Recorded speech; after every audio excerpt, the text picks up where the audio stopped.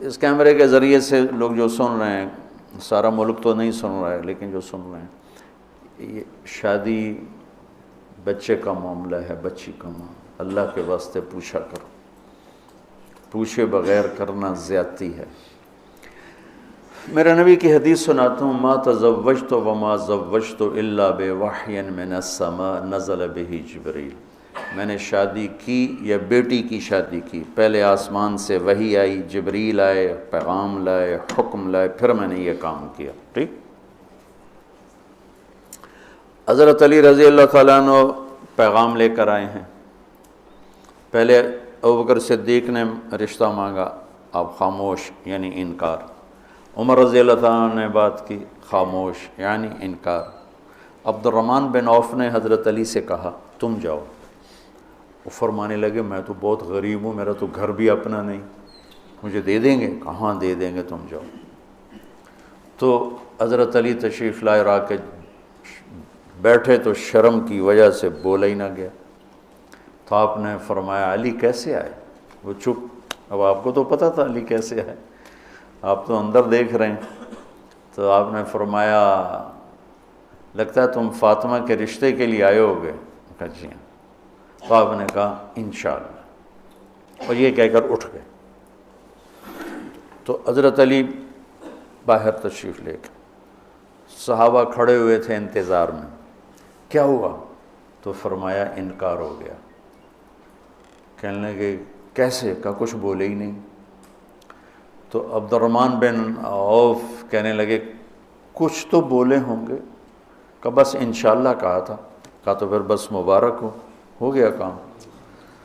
تو حضرت علی نے پوچھا وہ کیسے؟ کہا اس لیے کہ نبی کا انشاءاللہ ہاں ہوتا ہے، لہذا تیرا کام ہو گیا۔ اچھا اب بچوں، میرے بچوں سنو، جبریل آ چکے ہیں کہ اللہ فرما رہے ہیں کہ یہ رشتہ یوں ہونا ہے، وہیں ہاں کر دیتے۔ اللہ کے امر کے بعد تو کوئی گنجائش ہی نہیں، وہیں ہاں کر دیتے۔ یہاں کیوں نہیں کی؟ گھر گئے، بیٹی فاطمہ علی کا رشتہ آیا ہے، ہاں کر دوں؟ سبحان اللہ، سبحان اللہ، کمال ہو گیا۔ فاطمہ کا رشتہ آیا ہے، علی کا رشتہ آیا ہے، ہاں کر دوں؟ آپ کا کیا خیال ہے؟ حضرت فاطمہ نے انکار کرنا تھا؟ جنت کی سردار، نبی کے جگر کا ٹکڑا، وہ انکار کرتے ہیں؟ یہ تو آج کی بچے ہماری بیچاری چپ کر کے بیٹھ جاتی ہے، اچھا جی میں تھوڑی مرضی۔ اور وہاں ہمیں تو پتہ نہیں کہ وہی کیا ہے، یہاں تو وہی آ چکی ہے کہ علی اور فاطمہ کی جوڑی آسمان پہ طے ہو چکی ہے۔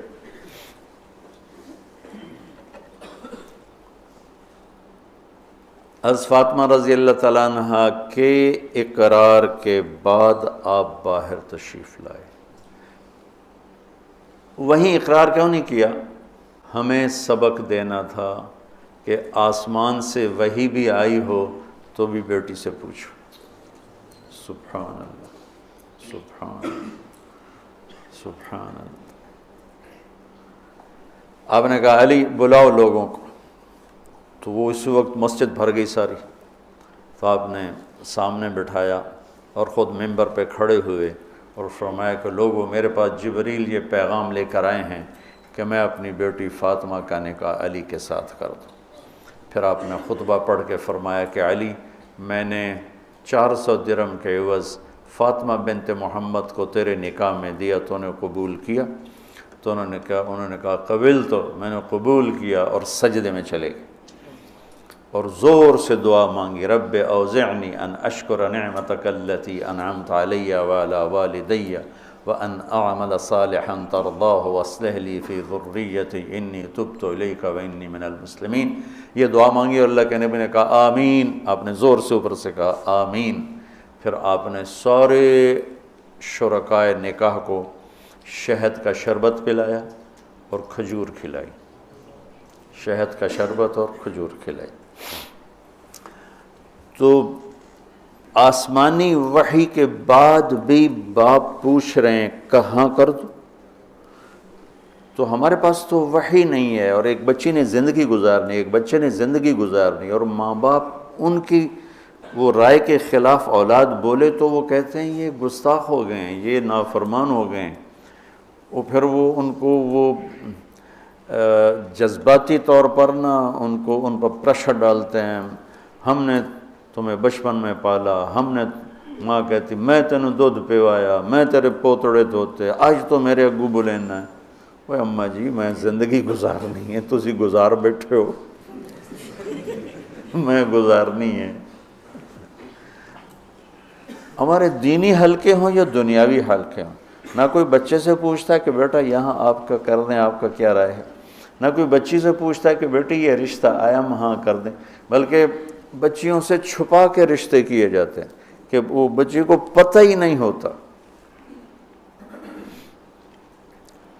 ہمارے پرانے تعلق والے ذمہ دار گھرانے کی بچی کہا جی مولانا صاحب چلو ماں باپ جہاں کر دیں ٹھیک ہے، ہمارا سر جھکا ہوا ہے، اتنا تو دیکھ لیتے انسان کا بچہ ہوتا ہے، ایک شرابی کے ساتھ میری شادی کر دی، عمر گزر گئی میری روتے روتے، فیملی میں ہی کرنا تھا تو کوئی اور شریف بچہ دیکھ لیتے، مجھے صرف فون پہ کہا گیا کہ باسی تیری منگنی کر دیتی ہے تو فلانی تاریخ نو تیری شادی، اور وہ شرابی تھا میرا، آج تک وہ شراب پیتا۔ یہ وہ دکھتے ہوئے مسائل ہیں جن کو ہم دین کی روشنی میں دیکھتے ہی نہیں ہیں، اپنے رواج کی روشنی میں دیکھتے ہیں، ہمارا رواج کیا ہے، ہمارا دستور کیا ہے، اس پر ہم چلتے ہیں۔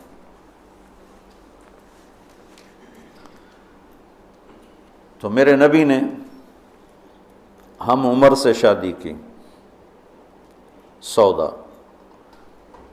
عمر سے بڑی سے شادی کی، خدیجہ، کم عمر سے شادی کی باقی ساری بیگمات، خاص طور پہ حضرت عائشہ، مطلقہ سے شادی کی زینب، بیوہ سے شادی کی خدیجہ، حفصہ، کنواری سے شادی کی عائشہ رضی اللہ تعالیٰ عنہ، مالدار سے شادی کی خدیجہ، غریب سے شادی کی جویریہ، باندھی ہو کر آئی ہیں، ہمسر سے برابری میں شادی کی ام سلمہ، ام حبیبہ، اپنے خاندان میں شادی کی عائشہ، ام حبیبہ، ام سلمہ، یہ حفصہ، یہ قریش ہیں، خاندان سے باہر قوم میں شادی کی جویریہ، میمونہ، قوم سے بھی باہر یہود میں شادی کی صفیہ رضی اللہ تعالیٰ عنہ۔ یہ کتنی نسبتیں ایک عورت کی بن سکتی ہیں، ان سب میں میرے نبی نے شادی کی، اور آپ حیران ہوں گے اپنی 3 بیٹیاں بنو امیہ کو دیں جن کے ساتھ جانی دشمنی، ابو العاص کو حضرت زینب، ابو العاص بن ربیع بن امیہ بن حرب، اور عثمان بن عفان بنو امیہ، تو پہلے حضرت رقیہ کا کیا، پھر ام کلثوم کا کیا، اور علی اپنے گھر کے تھے، خاندان کے تھے، تو ایک فاطمہ کا رشتہ ان کے ساتھ کیا، اور حضرت عثمان کے نکاح میں جب حضرت ام کلثوم کا بھی انتقال ہوا تو آپ نے فرمایا میری 100 بیٹیاں ہوتی اور اس طرح مرتی، 100 کی 100 عثمان کے نکاح میں دیتی۔